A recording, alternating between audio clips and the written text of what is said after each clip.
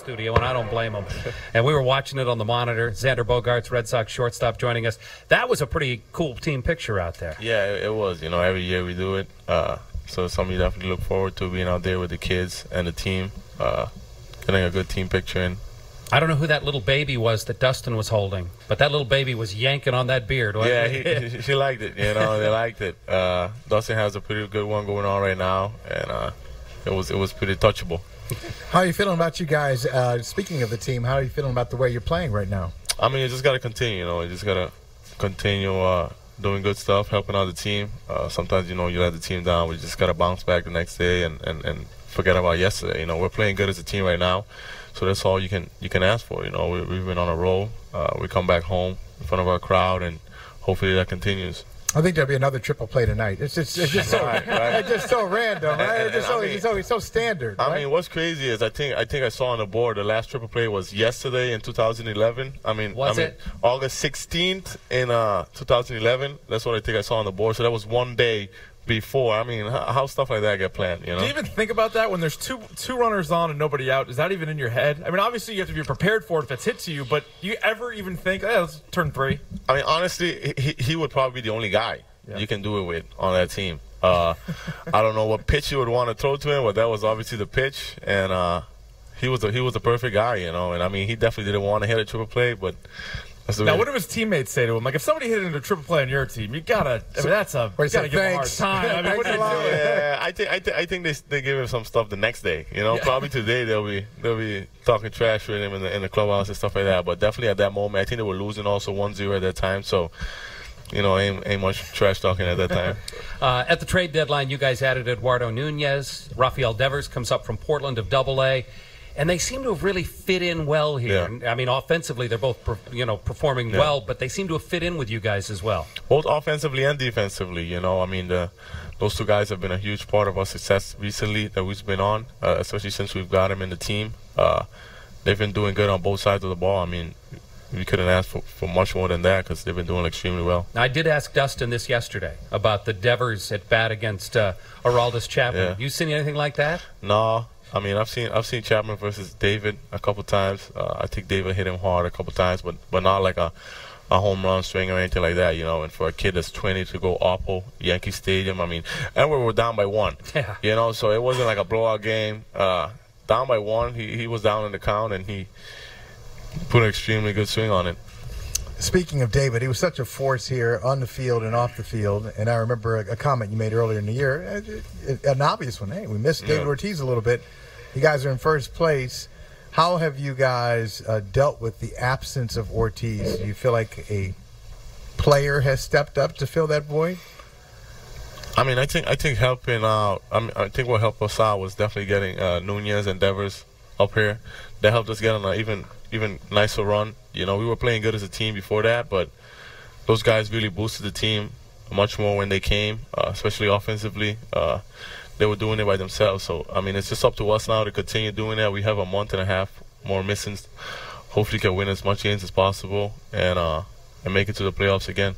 Is there one guy on the team that you guys look to as sort of the leader now, or is it a group of players? How is it working out? I would always say a group of players. You know, a lot of the veteran guys. I mean, for me, I always look at position players. You know, I got Dustin, I got Hanley. Those are the position players on my team. Chris Young is an extremely valuable guy in that clubhouse. I mean, he's probably one of my favorite teammates to be a part of, to be on a team with, and I mean, guys like that, just to keep it in touch, you know, make sure the clubhouse doesn't get out of hand. You came. Hit the microphone, Dale. You came to the major leagues at a very young age. You know what Rafael's going through right now. How hard is it to make that jump the way you did, the way he's done? What's the hardest thing for you to adjust to? I mean, I didn't have a lot to adjust to. You know, I didn't play a lot. I didn't play a lot my first year. So these guys are in a different situation. Him and Benintendi, when Benintendi came up, these guys played when they came up. You know, but they played regularly. I had Middlebrooks at third. I had Stephen Drew at short. So I kind of was like getting at bat if it's a blowout game or against a lefty, something like that. I would play. You know, but these guys have been playing well ever since they came up. Playoffs is going to be a whole different story. Hopefully we make it, but that's going to be different because you can't really think about the pressure at that time. You got to win. So try to make less mistakes as possible. And I mean, the age that you are, 20, 21, regardless of age, you gotta go out there and perform, help the team. I'm glad you mentioned the playoffs. And I was at Game 6 in 2013. You had that tremendous at bat against Scherzer. You were able to lay off some pitches. There's no way he's going to be able to lay off that one. But what was your approach going into that at bat? You're a rookie. You're not even. You're a young kid, and you're on that big stage in a clinching game. What was your approach? I remember clearly that game. I think I hit him a double. I hit him a double off the wall. So I know he wasn't going to really challenge me that much. The game was pretty close. I don't know if we were winning or losing by 1 run or something like that, but I just needed to get on base. I was hitting down in the order.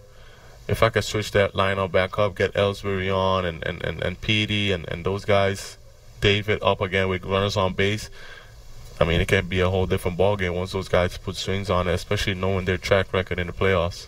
What's it been like playing defense behind Chris Sale? I feel like he's a guy who just gets the ball and throws it. He's usually striking out a dozen guys a night. What is that like? He's quick. I mean, he's having a phenomenal year this year. He's really quick on the mound. Gets the balls, throws strikes, like barely walks guys. Me, as an opponent against him, he was definitely a tough pitcher to face every day. You go out there and you got to face him. It wasn't an easy task to do. It's like that when Kimbrel gets to the 9th inning, too, isn't it? Yeah. I mean, guys throwing hard. I feel like our bullpen, all of our guys in the bullpen throws pretty hard, or they have a lot of movement on their balls. I mean, it's definitely a fun year this year for sure.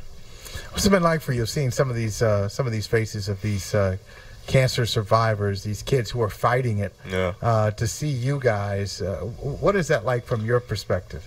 I mean, it could go a long ways, the impact we have, especially playing baseball in a big city like this. Hopefully those kids grow up one day and we can impact their lives in whatever way possible, hopefully a positive way, and just they looking up to us. I mean, you don't know how far they can go, and you always wish that you can influence them in a real positive way. How soon into your career here did you realize just what kind of relationship the Red Sox and the Jimmy Fund have? I think my first year right away, even before I think I got to the big leagues, I came in the Red Sox rookie camp, and we went over to the hospital, and we met some of the kids. We spent a lot of time with them over there, and seeing them in that situation at a young age, I mean, it's not something you would want for anyone, but that's what life chose for them, I guess. And I mean, they got to continue to fight through it, and they're doing a great job, especially the Red Sox and the Jimmy Fund are doing a great job with that. John Farrell mentioned last night and having one of the kids run out with each one of the position players. That was pretty fun, I think. I had a little cute one, I had a little cute one. I mean, that definitely made my night a bit more easier, just appreciating that, seeing her talk to me like that. Did she say much? Yeah, she was talking. She was a bit shy, but she was talking, she was talking to me. Sometimes you get kids that don't want to speak. They're not with their parents out there, but she was talking to me, and she was definitely a cute little girl. Well, we really appreciate you taking the time to come down here. I know you got to get ready for a baseball game today. Thank you, guys. But, it's always great to see you guys. I appreciate it, guys. Thank you. That's Red Sox shortstop Xander Bogaerts. We're live from Fenway Park. The WEEI Nesson Jimmy Fund Radio Telethon, presented by the Arbella Insurance